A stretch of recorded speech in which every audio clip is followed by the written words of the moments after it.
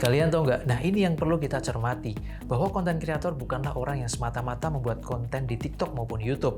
Tapi konten kreator itu adalah orang yang berada di depan maupun di balik kamera. Kemudian mereka memberikan informasi kepada publik dengan maksud dan tujuan tertentu. Karena konten kreator dengan tujuan tertentu bisa menggiring penilaian publik terhadap sesuatu, atau yang kita sebut dengan opinion polls. Dia bisa membranding dirinya sebagai pebisnis. Mereka juga bisa membuat dirinya untuk menggiring suatu opini, dan tentunya juga bisa digunakan untuk mencari dan mewadahi target market bisnis kita. Logikanya, jika nama kita besar, otomatis bisnis kita juga akan ikut berkembang. Sebagai contoh, saya membranding diri saya di TikTok sebagai pembahas konspirasi dan pebisnis yang punya ciri khas. Misalnya pasti di awal saya kasih pertanyaan, kalian tahu nggak?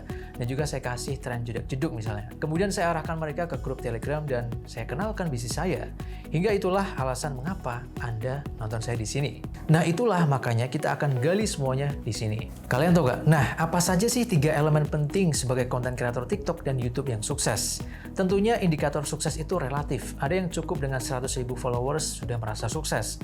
Ada juga yang sudah sampai 1 juta subscriber tapi masih merasa belum apa-apa. Sehingga indikator sukses di sini itu adalah sebuah target yang membuat kita bahagia sebagai konten kreator. Nah, yang pertama nih, kita harus punya dream atau tujuan.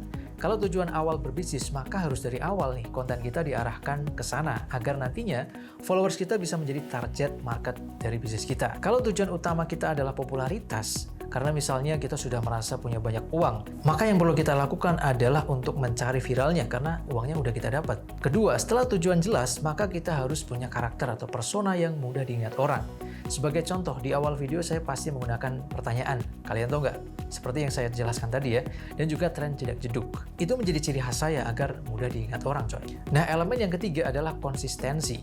Sebagai contoh, saya mengunggah konten tiap hari tanpa henti dari Maret 2022 hingga sekarang mendapatkan 1,2 juta followers di TikTok. Jadi konsisten adalah bukti, coy.